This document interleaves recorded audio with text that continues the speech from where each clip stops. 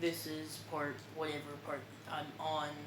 I really don't know. Thank you for 930 subscribers at the time of this recording. And let's get started, but first I have to introduce something to you. So, after these what ifs are done, or one of them's done, and I want to start this one that I have in mind, there's two what ifs that you can choose. One of them is about Deku gaining a power known as, what was it called? Oh, not power, item is the gravity sword from HQ holders. The gravity sword is self-explanatory. It's a gravity sword, but there's two ways this what if can go. In HQ holders, he's a vampire or quote unquote vampire. They're morally known as immortals, but there are different immortalities, like limited immortalities or like a very slow regeneration, depending on the person. If you want to go through the immortal stat, you can go with his, which makes him literally like exactly immortal, like undying completely. Like if the Earth would be destroyed, he and this other person would be alive. You guys can pick his own immortality, but if you don't want immortality, he's still strong with it, without it, and he kind of doesn't even need it in this what if. But you can choose not to have it, which, if he has immortality, I'll probably make him a little weaker, maybe. I'll probably put a limit on him, like if his limit on how many times he can come back instantly, but it's okay without it.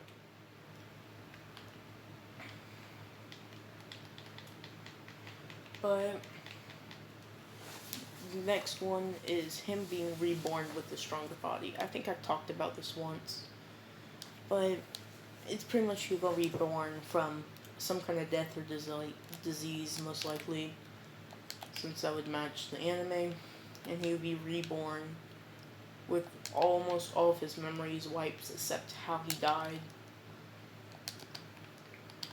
and all he would remember about his life except that would be his name or the name that was given to him. So that could mean Deku. That's what I'm planning to do, but yeah, my Naruto one's already decided, but it's what if Naruto has the power of chaos?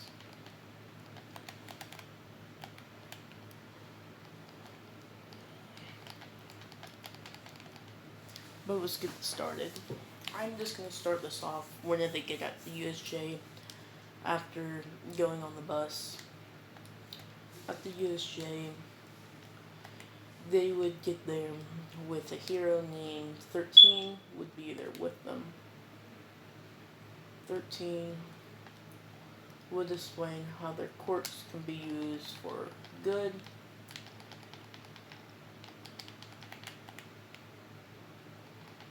and bad. Explain how her quirk is very strong and dangerous, but she can use it as a rescue hero. But yeah, but when they get there, of course the villains would appear with a portal opening up in the middle of the USJ. All the heroes would, or all the villains would rush out, and what they would be running into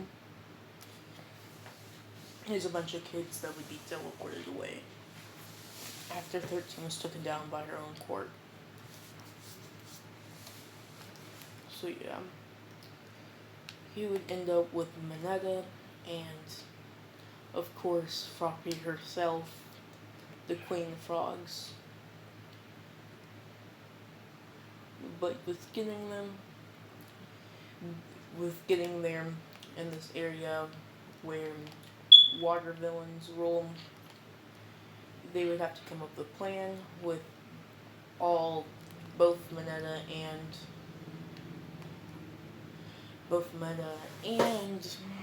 Fluffy being freaked out.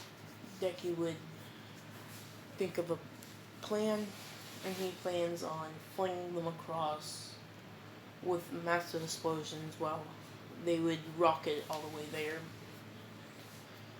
And get ready to throw Mineta's sticky balls to keep people on the water where they can't get out. The plan would be successful since Deku has explosion quirk to make him fly, sort of. But after this plan works, we will land on the land, as they'll see, as Azawa would be hit by the Nomu. With Deku thinking it's fast, he would grab his wrist and throw an explosion, shooting off massive big explosions to shoot this Nomu back and destroy him. But when this happens, you see as the Nomu would only undergo slight burns, and none of his explosions would have did any recoil to it, which would surprise him since his quirk is pretty much can shock somebody. The Nomu would, of course, yell out and charge towards him, which he would blast himself backwards, rocking everywhere while throwing explosions toward the Nomu. Be no use until the Nomu would grab him by the leg, crushing it and throwing him against the ground. Deku's leg would be completely crushed with bruises all the way up it, as the Nomu would start charging towards him again to finish the final blow. But when this happens, you would hear AP shot from the sky, with the blast hitting Bakugo, from Bakugo hitting the Nomu in the hand, which, as Deku would see, as the hand would sort of melt away and break off some of the muscle to the bone, and it would regrow, with Bakugo jumping down there, running back. With them, he would put down Deku and say, "Where are you, weak Deku? Let the real hero do this." And Deku would grab him and tell him that your normal explosions won't work, but an AP shot should, judging by what it did. Bakugo would say, "Okay, I don't need your help anyway. My explosions are strong enough to break through him." But he knows, Deku knows that he's very worried since he's seen with the Nomu's speed, and that his hand already regrowed almost instantly from that last shot.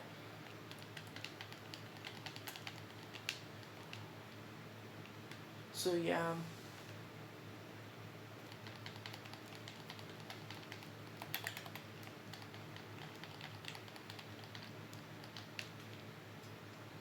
But whenever it comes to it, Bakugo would go and explode over there. He would hit against the Nomu, but his explosion doesn't, and he'll bounce in the air and throwing AP shots everywhere. He'll hit the Nomu, but it would recover faster and faster. It seems like to him, and this is whenever he would hear explosions from somewhere, and he would see as Deku used his own AP shot himself, but in a streamline, which he would pierce the Nomu. But whenever it does pierce the Nomu, it would stay in there and it'll expand for a second. What it kind of just did is that he used its miniature AP shot and then he expanded it with more explosions, ripping a hole into the Nomu.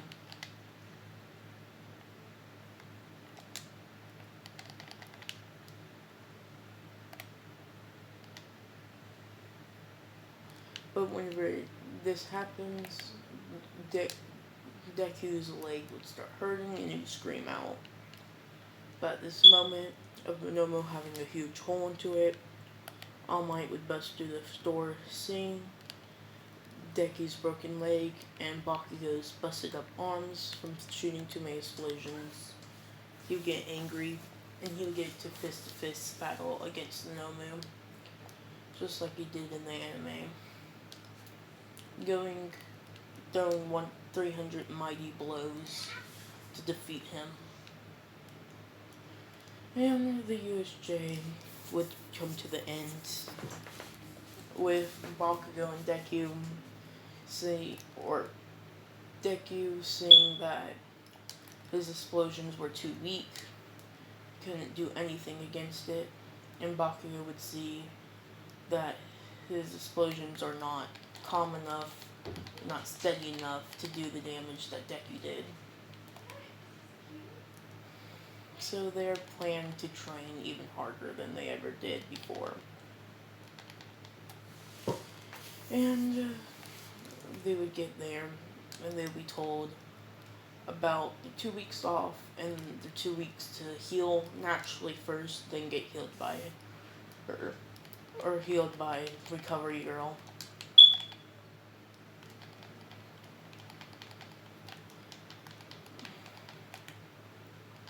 But, of course, they want to recover faster, and they're supposed to recover normally for the first while of it, but they convince Recovery Girl to heal them with her quirk. And she says, if you ever get hurt like that again, I'm going to leave you guys there without healing you in any way, which they agree to. And they would head off for training, even not knowing about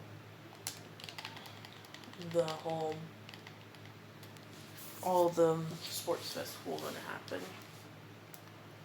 Deku gets home and shoots the strongest explosions all night, with police being called on him since he's disrupting and using his quirk.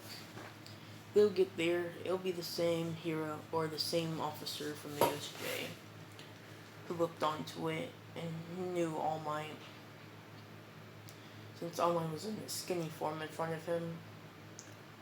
And he would say, what are you doing?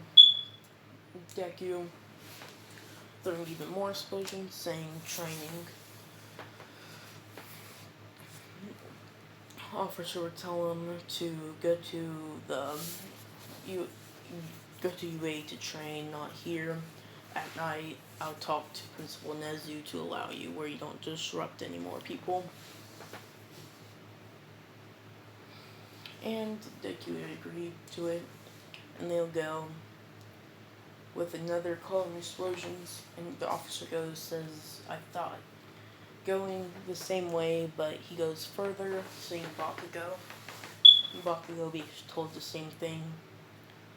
And the next day, they would stay after school and the whole field, with Principal Nezu saying to them that you guys are ready for your training. Since I know you guys want to train together, I prepared this. The Cementos, putting his hands to the ground, putting up a big wall of cement, at least 20 to 30 feet thick, which it would take a while for them to break through.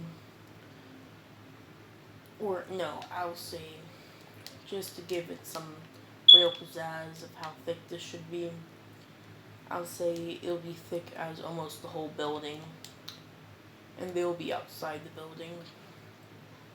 So it would be a size of the building thick, and if they ever want to train, they have to break through that in one explosion.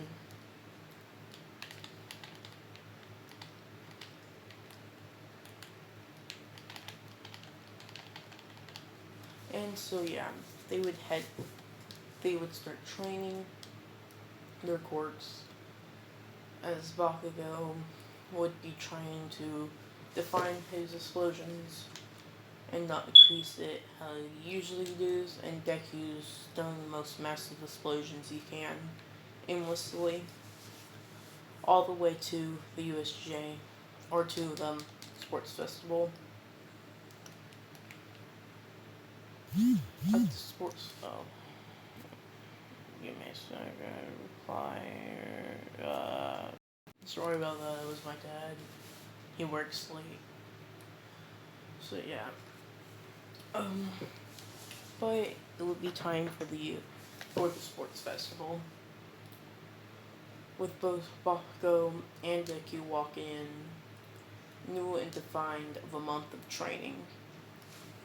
We are walking as none of Class 1A would have seen them for those months, even though they were supposed to go to school, but they didn't.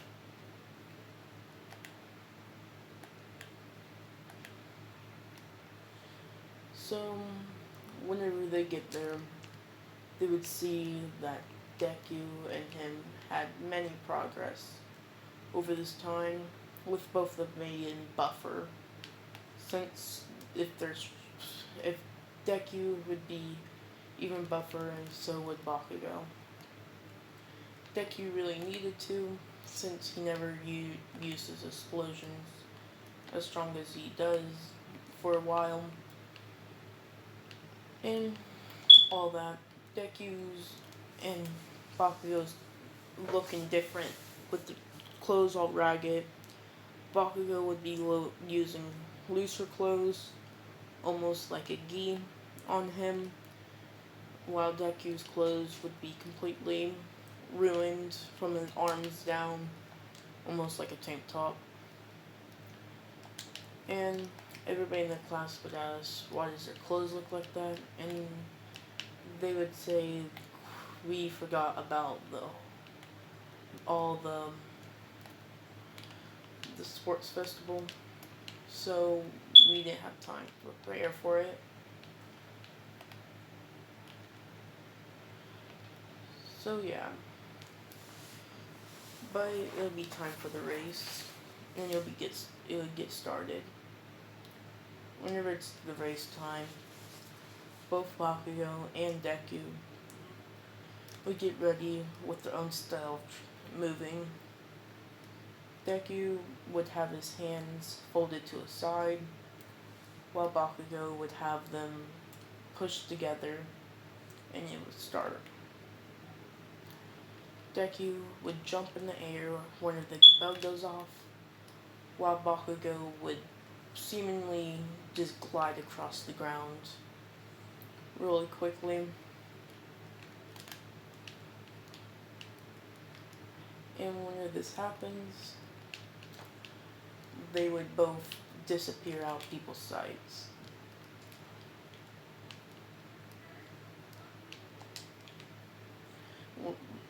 Deku would be spinning in the air, while Bakugo would be gliding on his explosions across. And they would be ahead of everybody in this one instance, flying across the field with a stream of explosions from Deku, while Bakugo slightly throwing small explosions, elevating himself further and further, increasing speed. And yeah, this is where all the robots would come out, both with Deku swinging his hand, throwing a huge explosion, wiping all of them in front of him, while Bakugo would point his fingers out, throwing many AP shots, hitting them in the head and taking them out, flying across it, while Todoroki's blasting off with his ice behind them, with President Might saying, "Look at the two kids with the explosion quirk flying across this field." They both have the same quirk, but different methods of flying. Why is this, and how do they have the same quirk? As I would said that I don't want to go into the specifics of what they're here, how they got the same explosion quirk, but I'll get on to their flying. But their text looks different to them, as I would say. Saying that usually Deku's the one using smaller attacks, like the AP shot that Deku or Bakugo shot from his fingers. But normally Bakugo would throw giant attacks like what Deku did. It's almost like their fighting style just changed, or they just changed it. Method of flying, I never seen any of them fly like this. Normally they would just explode behind them, but they find their own way to fly. But there's no worries. I guess they just train to do different stuff then. So yeah, they improved on their weaknesses.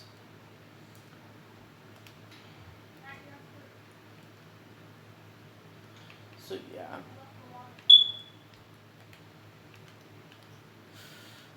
And yeah, this is where I'm gonna end it in the middle of the race real quick, so goodbye.